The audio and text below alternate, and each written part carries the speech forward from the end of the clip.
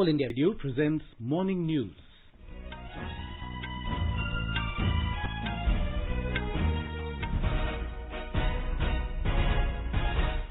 Good morning, I'm Sunil Verma and with me is VC Pramod. The headlines. Prime Minister Narendra Modi launches National Digital Health Mission. Every Indian to have Aadhaar-like health ID. Centre to launch projects for lion and dolphin conservation to replicate successes of Project Tiger. Manipur extends complete lockdown till August the 31st to contain the spread of COVID-19. Vaishno Devi Yatra to resume today in Jammu and Kashmir. And Mahendra Singh Dhoni and Suresh Raina quit international cricket.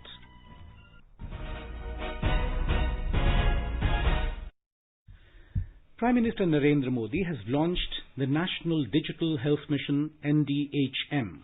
Every Indian will have Aadhaar-like ID card containing all relevant information about his or her medical conditions and treatments and tests.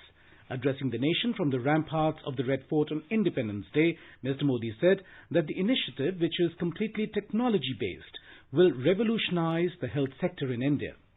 National digital health mission उसका भी आरंभ किया जा रहा है। भारत के health sector में ये एक नई क्रांति ले आएगा। इलाज में आने वाली परेशानियां कम करने के लिए टेक्नोलॉजी का बहुत सुविचारित रूप से उपयोग होगा।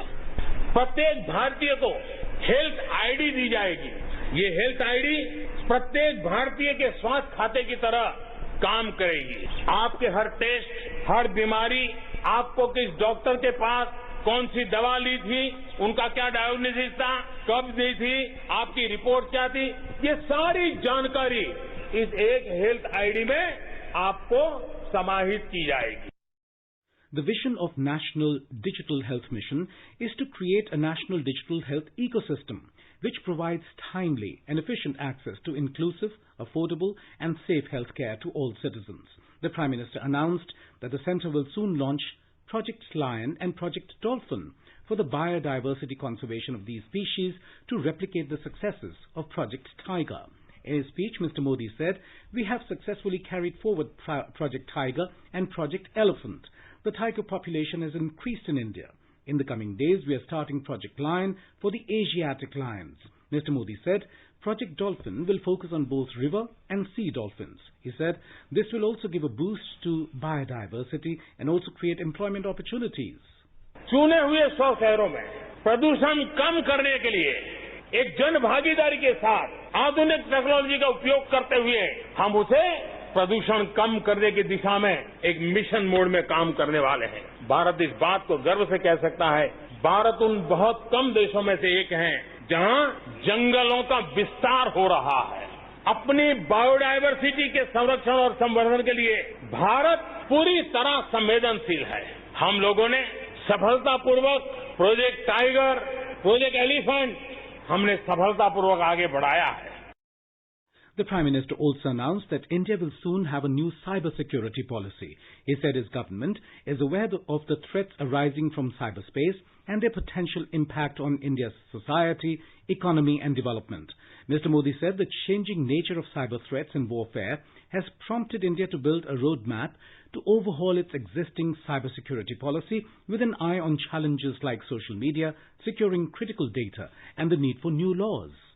साइबर स्पेस ये हमारी निर्भरता बढ़ती ही जाने वाली है, लेकिन साइबर स्पेस में खतरे भी जुड़े हुए होते हैं। भली भांति दुनिया इससे अब परिचित है और इनसे देश के सामाजिक ताने बाने, हमारी अर्थव्यवस्था और हमारे देश के विकास पर भी खतरे पैदा करने का ये आसान मार्ग बन सकता है। और इसलिए भारत इसमें बहुत सचेत है, भारत बहुत सतर्क है और इन खतरों का सामना करने के लिए फैसले ले रहा है। इतना ही नहीं, नई व्यवस्थाएं भी लगातार विकसित की जा रही है। बहुत ही अल्प समय में नई साइबर सुरक्षा रणनीति, इसका एक पूरा खाका देश के सामने आएगा।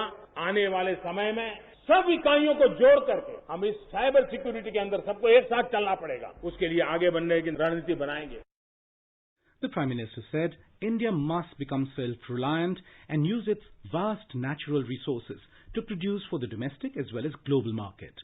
He said in the midst of the COVID-19 pandemic, 130 crore Indians have pledged to build an Atmanirbhar Bharat. He expressed confidence that India will realize this dream. Corona वैश्विक महामारी के बीच 130 करोड़ भारतीयों ने संकल्प लिया।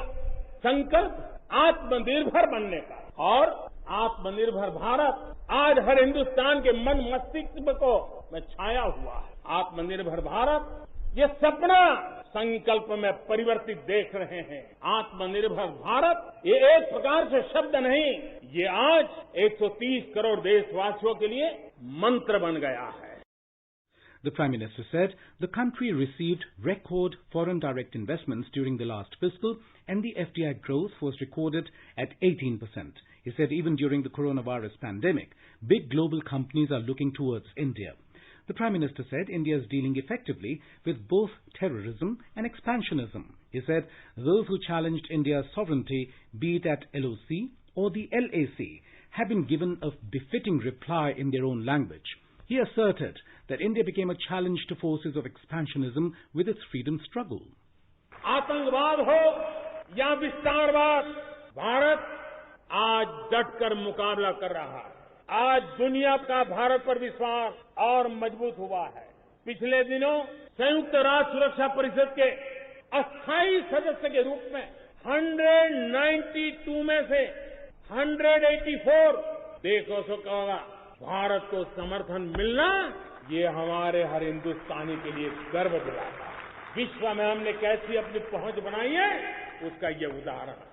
और ये तभी संभव होता है जब भारत सशक्त हो, भारत सुरक्षित हो।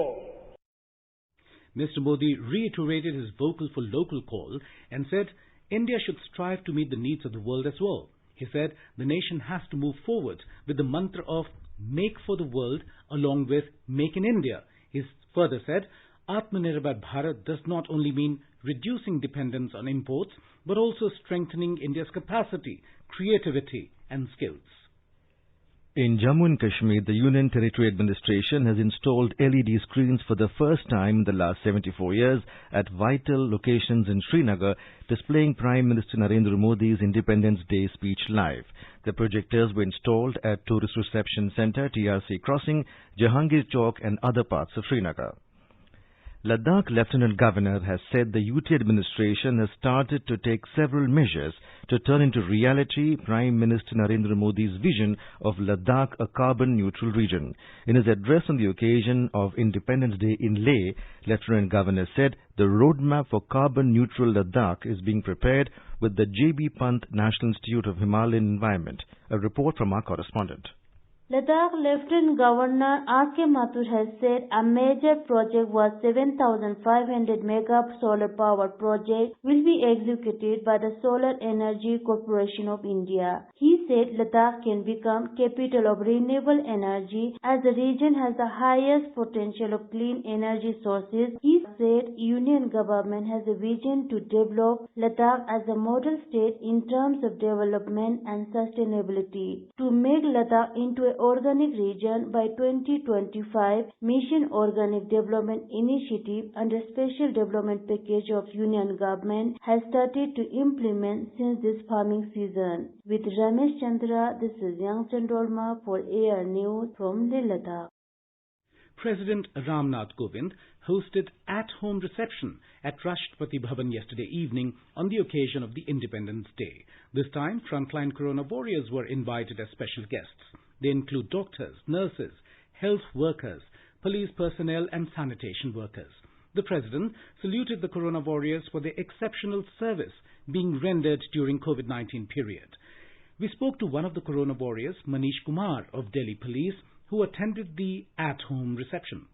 मैंने कोरोना काल में जान की परवाह किए बिना सिर्फ एक ही लक्ष्य था कि लोगों की सेवा करनी है। अलग अलग माध्यमों से लगभग 800 क्विंटल राशन इकट्ठा किया और उसे जरूरतमंद गरीबों, मजदूरों और पलायन कर रहे लोगों के बीच में वितरित किया। कम्युनिटी किचन चलाया और लगभग रोज 800 से 1000 लोगों को बना हुआ खाना हम लोगों ने परोसा और उस खाने को हम लोगों ने खुद ही बनाया। कपड़े के मास्क सिलवाए, बुजुर्गों का विशेष ख्याल रखा, दवाइयां बंटवाई, होम्योपैथिक मेडिसिन बंटवाए और इन तमाम चीजों के चलते महामहिम राष्ट्रपति महोदय ने राष्ट्रपति भवन बुलाकर हम लोगों के सम्मान में तालियां बजवाई। Vice President M. Venkaiah Naidu, Prime Minister Narendra Modi, Defence Minister Rajnath Singh and Lok Sabha Speaker Om Birla were present on the occasion. Besides, the event was also attended by Finance Minister Nirmala Sitharaman and External Affairs Minister Dr. S. Jaishankar and other dignitaries. Vice President M. Venkaiah Naidu has said that India must be Atmanirbhar in every sense of the word by 2022. In a Facebook post, Mr. Naidu stressed that every citizen must have access to education, employment, health facilities, clean food and drinking water and good sanitation. He emphasized that Antyodaya and Sarvodaya must serve as the main principles of our journey forward. Mr. Naidu also paid his tributes to the unsung heroes of India's struggle for independence on the occasion of the 74th Independence Day yesterday. In our series on Atmanirbhar Bharat, we bring you a special story on the world's most affordable COVID-19 testing kit, Corosure, developed in the country. Corosure diagnostic kit has been indigenously developed by Indian Institute of Technology, Delhi. The RT-PCR assay test through this kit costs less than 500 rupees and it delivers test results in only around 3 hours. Education Minister Ramesh Pokhriyal Nishank launched the low-price testing kit last month for larger public use in the COVID labs. The institute gave non-exclusive open license to around 10 companies for its commercial usage. The diagnostic kit has proved its efficacy by augmenting the daily testing figures in the country to a considerable extent. In an effort to guard against fake news being circulated on various platforms, we bring you our segment on Fact Check and Mythbusters. The Union government has rejected claims made in an advertisement circulated on several mediums that farmers are given tractors at half the price under the PM Kisan Tractor Scheme. Centre has also termed the advertisement as fake and has stated that there is no such scheme under operation. It urged citizens not to fall victim to such vicious claims and advertisements and appealed everyone to inquire and thoroughly verify facts before initiating any documentation or registration pertaining to any public scheme. Prime Minister Narendra Modi paid rich tributes to former Prime Minister Atal Bihari Vajpayee on his second death anniversary today. He said the country will always remember the outstanding service and efforts of the former Prime Minister towards the nation's progress. Union Home Minister Amit Shah remembered and paid tributes to former Prime Minister Atal Bihari Vajpayee on his second death anniversary. He said Mr. Vajpayee was the voice of patriotism and Indian culture. Mr. Shah said the former Prime Minister was not only a great politician but also a skilled organizer who played an important role in laying the foundation and further expanding the Bharatiya Janata Party. He said Mr. Vajpayee inspired millions of people to join the party and work for the nation. Mr. Shah said the country witnessed good governance for the first time under the tenure of Bharat Ratna Atal Bihari Vajpayee. He said where on one hand he initiated developmental projects like Sarva Shiksha Abhiyan, Pradhan Mantri Gram Sadak Yojana, National Highway Development Project. On the other, he is also credited with laying the strong foundation of the country by conducting Pokhran nuclear tests and registering the Kargil victory in the country's name. The Home Minister said the current government is committed to make India a superpower by its pro-poor and good governance policies which are centered around ideals established by Mr. Vajpayee. You are listening to the morning news on All India Radio. A reminder of the headlines before we move on. Prime Minister Narendra Modi launches National Digital Health Mission. Every Indian to have Aadhaar-like health ID. Centre to launch projects for lion and dolphin conservation to replicate successes of Project Tiger. Manipur extends complete lockdown till the 31st of August to contain the spread of COVID-19. Vaishno Devi Yatra to resume today in Jammu and Kashmir. And Mahendra Singh Dhoni and Suresh Raina quit international cricket. For quick news updates round the clock, follow us on our Twitter handle at AIR News Alerts. Manipur government has extended the complete lockdown till August the 31st to contain the spread of COVID-19 in the state. With 192 more people testing positive yesterday, the tally rose to 4,390. New cases of COVID-19 continue to be detected amongst people who have no travel history outside the state. A total of 78 people have been discharged in the last 24 hours, taking the recovery rate in the state to 55.53%. Manipur now has 1,939 active cases. There have been 13 COVID-19 deaths in the state so far. In Bihar, 1,13,498 corona tests were conducted during the past 24 hours. Altogether, over 16,12,000 tests have been conducted in the state so far. 68,675 patients have recovered and 32,715 patients are undergoing treatment at various hospitals. The recovery rate is over 67%. Corona-positive cases have risen to 1,01,906. Corona has claimed 515 lives in the state so far. Patna remained a hotspot with 16,366 cases. Uttar Pradesh has taken several measures to contain the spread of coronavirus in the state. More than 1 lakh tests are being carried out every day. Over 1,51,000 beds have been created at COVID hospitals across the state. Our correspondent has filed this report.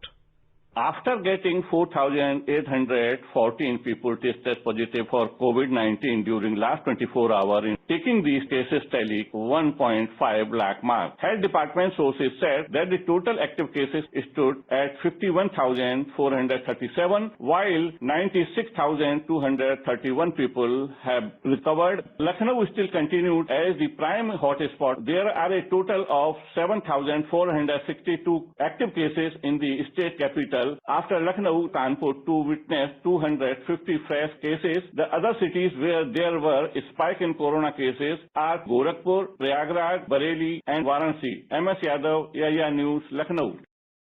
In Gujarat, 1,094 new cases of COVID-19 were recorded yesterday. Our correspondent reports that recovery rate improves further and reached 77.95%. More than 12,62,000 tests have been carried out till date. Out of 1,094 new cases, the maximum 166 new cases reported from Surat. Ahmedabad city recorded 148 new cases during the last 24 hours. Out of 14,359 active cases, the conditions of 76 patients are serious. 1,015 patients have been discharged from various hospitals after recovery. 19 patients have lost their lives yesterday. Yogesh Pandya, AIR News, Ahmedabad.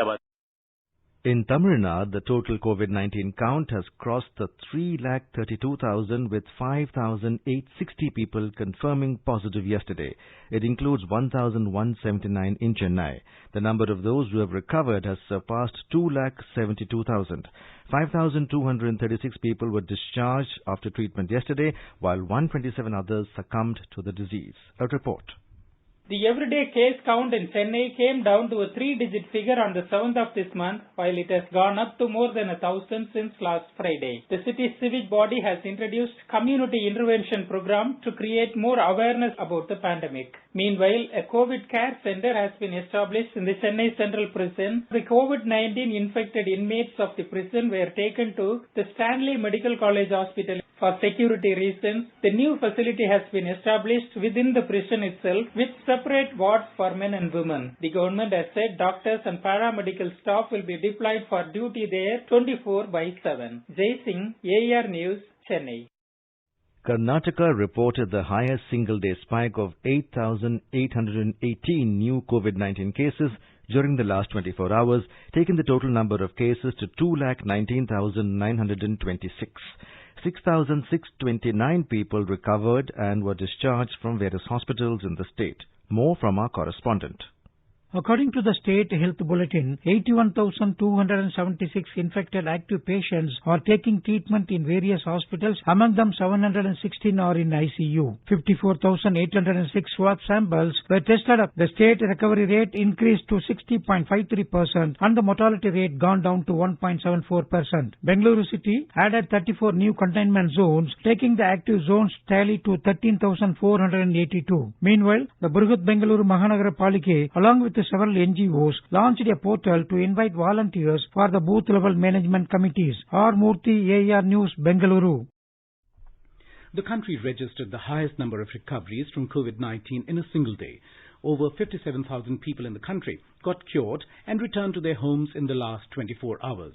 With this, the cumulative recoveries from COVID-19 in the country inched further closer to touch the 2 million mark. So far, a total of 18,08,936 people have recovered in the country, and with this, the nationwide recovery rate has further improved to 71.61%.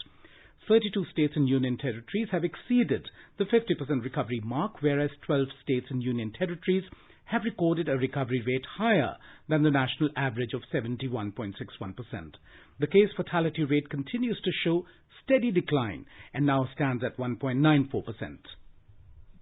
Algeria has started reopening its mosques, cafes, beaches and parks for the first time in 5 months, gradually relaxing one of the world's longer virus confinement periods.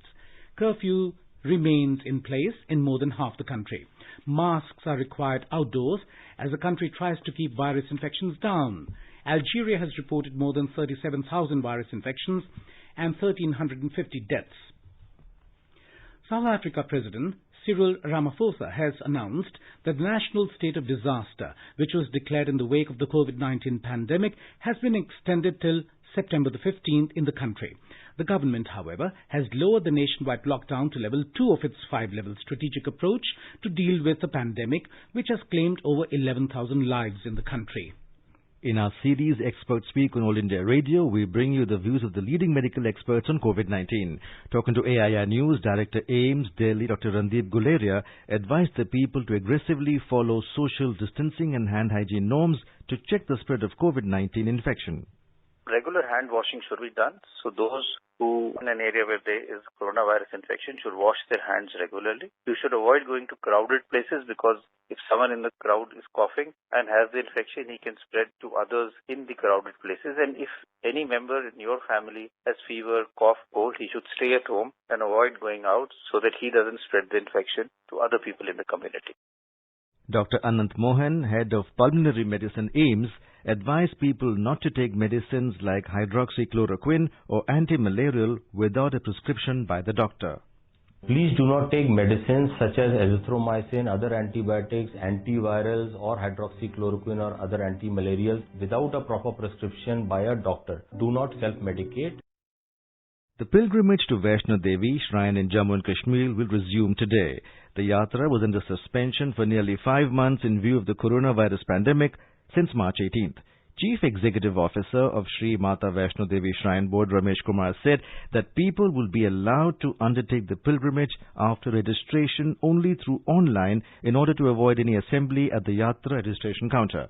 The pilgrims will be required to install Arogya Setu app on their mobile phones. Wearing face masks and face cover is mandatory and they will have to undergo thermal screening at Yatra entry points. Children below 10 years, pregnant women, persons with comorbidities and those above 60 years have been advised to avoid the pilgrimage. COVID-negative report of the pilgrims from outside Jammu and Kashmir and also from the red zone districts of the Union Territory will be checked and only those with negative reports will be allowed to move towards the Bhavan. Ponies, pittus and palkis will not be allowed to ply on the tracks initially. The CEO informed that booking and sitting of pilgrims in the Atka Aarti area and Shraddha Suman Vishesh Puja will not be allowed till further orders. Gujarat High Court has launched e-filing of cases, an online facility to check the status of cases.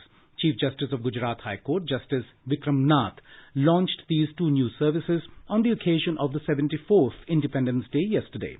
He also directed 5 exclusive counters for physical case filing amid the COVID-19 pandemic. The e-filing software developed by the Committee of the Supreme Court has been implemented for the Gujarat High Court. This service will be available on the portal efiling.ecourts.gov.in. Initially, the service will be available for criminal miscellaneous application and special criminal application for criminal cases and PILs, admiralty suits, first appeals, letters, patent appeals and tax appeals for civil cases. AIR Ahmedabad correspondent reports that by availing this facility, anyone will be able to get automatic updates about their case directly on email.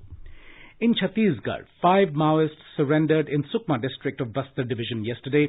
They have surrendered before senior officers of State Police and Central Reserve Police Force. 3 of the surrendered Maoists had total reward of 16 lakh rupees on their head. Prime Minister Narendra Modi has greeted the country on the occasion of Navroz, the Parsi New Year today.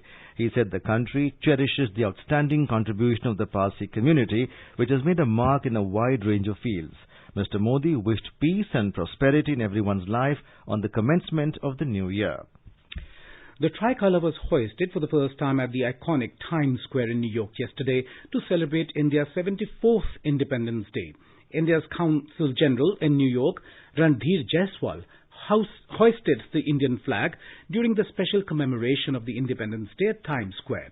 It was organized by the Federation of Indian Associations. A large number of people dressed in traditional Indian clothes and wearing masks joined the celebration. Telangana Chief Minister K. Chandrasekhar Rao has asked officials to be alert in view of heavy rain in the state. He also asked ministers to stay put in their respective districts and have regular coordination with the officials. Several tanks and canals are overflowing due to heavy rain and the floodwater inundated the roads at some places. Mr. Rao directed that 2 control rooms be set up in Hyderabad. The Chief Minister spoke to ministers, Chief Secretary and DGP and reviewed the situation district-wise. And now let us look at today's weather update. The national capital Delhi may witness generally cloudy sky with light rain. The minimum temperature was recorded at 27 degrees Celsius and the maximum will be around 34 degrees. Mumbai will experience a generally cloudy sky with heavy rain. The minimum temperature was 26 degrees Celsius and the maximum temperature will be around 29 degrees. Chennai will have a generally cloudy sky with light rain or drizzle. The temperature will hover between 26 and 32 degrees Celsius. Kolkata will have generally cloudy sky with 1 or 2 spells of rain or thunder showers. The minimum temperature in the metropolis was 27 degrees Celsius, while the maximum will be around 33 degrees. On to the north. In the Union Territory of Jammu and Kashmir, the minimum temperature in Jammu was 26 degrees Celsius, while the maximum will be around 34 degrees Celsius. The city may have a partly cloudy sky with possibility of rain or thunderstorm or dust storm. In Srinagar, the minimum temperature was 20 degrees Celsius, while the maximum will be around 35 degrees Celsius. The city will have a mainly clear sky. In Gilgit, the temperature will hover between 20 and 40 degrees Celsius. The city too will have a mainly clear sky. In Muzaffarabad, partly cloudy sky with possibility of rain or thunderstorm or dust storm is expected today. The minimum temperature was 22 degrees Celsius, while the maximum temperature will be around 37 degrees. Former Indian cricket team skipper Mahendra Singh Dhoni announced his retirement from international cricket. In a social media post, he thanked everyone for their immense support and love throughout his career. Under his captaincy, India won the 2007 ICC World 2020, the 2010 and 2016 Asia Cups, the 2011 ICC Cricket World Cup and the 2013 ICC Champions Trophy. A right-handed middle-order batsman and wicket-keeper, Dhoni is one of the highest run scorers in one-day international ODIs with a formidable score of more than 10,000 runs. Suresh Raina, another Indian cricketer, has also announced his retirement from international cricket. In a social media post, he said, "It was always a pleasure to play along with Dhoni." And now an overview of today's newspapers. The Prime Minister's speech from the Red Fort to mark India's 74th Independence Day is widely quoted as the top story in most dailies. PM announces health ID for every Indian. COVID-19, our biggest self-reliance lesson, reads the headline in the Sunday Express. LAC to LOC, soldiers gave befitting reply, writes the Asian Age. Villages to be linked with optical fibre in the next 1,000 days, announces the PM, writes Sunday Pioneer. Oli calls up Modi on Independence Day. Nepal says talks to continue, reports the Sunday Express. Mahendra Singh Dhoni's announcement of his retirement too makes front-page news in most dailies. India's jewel says goodbye, writes Hindustan Times. Consider me retired, says Dhoni, is the Hindu headline. And now, before we end the bulletin, the headlines once again. Prime Minister Narendra Modi launches National Digital Health Mission. Every Indian to have Aadhaar-like health ID. Centre to launch projects for lion and dolphin conservation to replicate successes of Project Tiger. Manipur extends complete lockdown till August the 31st to contain the spread of COVID-19. Vaishnav Devi Yatra to resume today in Jammu and Kashmir. And Mahendra Singh Dhoni and Suresh Raina quit international cricket. For details of these stories and more, log on to our website www.newsonair.com and News on AIR app. And with that, we end the morning news. Have a nice day.